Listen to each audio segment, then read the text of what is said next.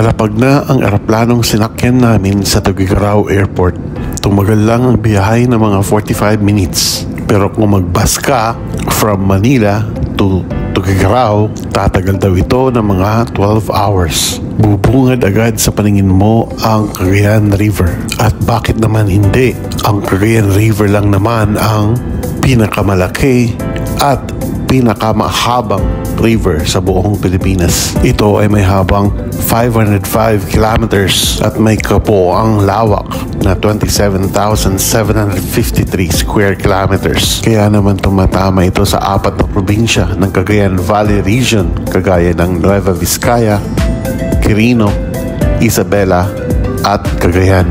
Maraming salamat ulit mga guys sa panonood.